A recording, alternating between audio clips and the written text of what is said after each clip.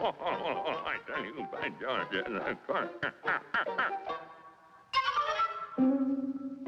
One of my favorite parts about this film is Jerry Hausner is the station announcer, and if you listen careful, you can hear them say Cannon for Bob Cannon and Parmalee. I think they said Ted. He said Ted Parmalee, and Bacchus has a in there. My dad, but most they pronounce it the European way. Bosustow is in there, and a couple other artists. So that's kind of fun at the beginning of the film, as many cartoons did in those days. Compartment 5, monsieur. Thank you. This was a later on film directed by Pete Burness, and the thing I liked about this, as Gene Deitch said, they let the material set the style, and it's very European. It doesn't look like an American film. It's got this European train and this wonderful lady with the short haircut that's not like any American femme fatale.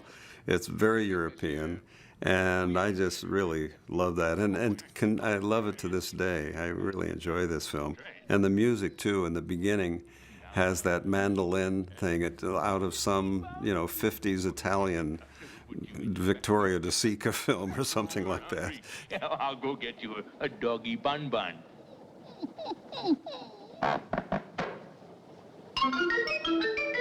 Here you are, Gigi. She's gone. Gigi. And at the tag, you hear the mandolin again. Gigi. Gigi, stop that pacing.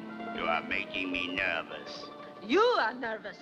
Because UPA got most of their nominations from their non-Magoo things, when we're hoping to do a presentation one day of all their nominated films, but we're going to add Magoo films, because most people remember UPA from Magoo, not for the other films, even though art critics and animation enthusiasts are into the other films. Most of the people in the world who know anything about UPA only know Magoo. He was the only popular character for them. They tried to get Gerald McBoing Boing as a running character, and even another character called Pete Hothead, but they never caught on in the way that Magoo did. One of their men.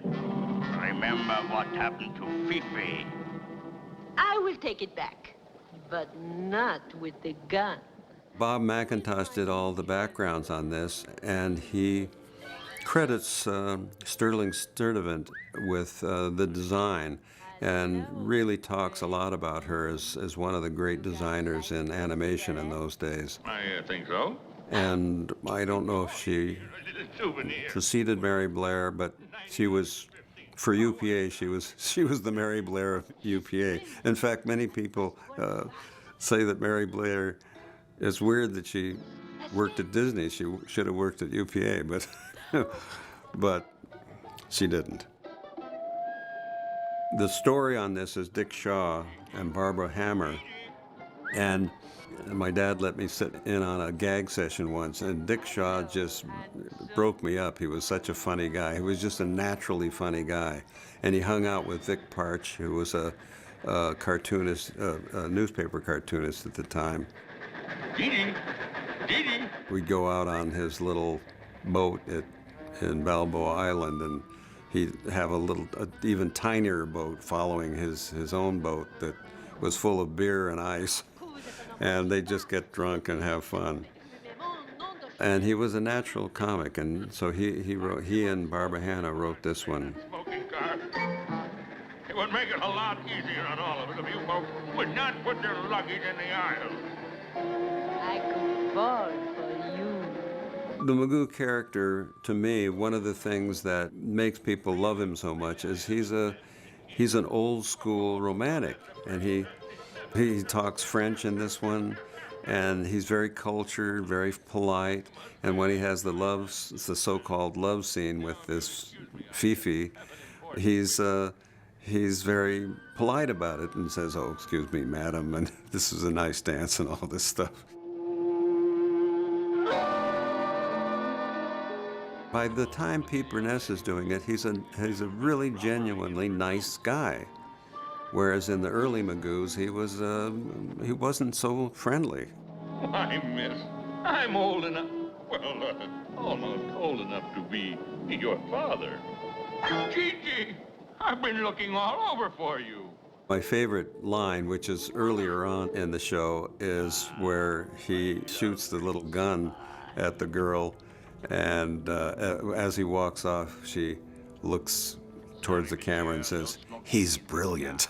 And I think that's one of the keys to Magoo, is he's really not brilliant at all. He's actually kind of a fumble bum, but he thinks he's doing everything right, and so he comes out being brilliant. A person could die of boredom on this train.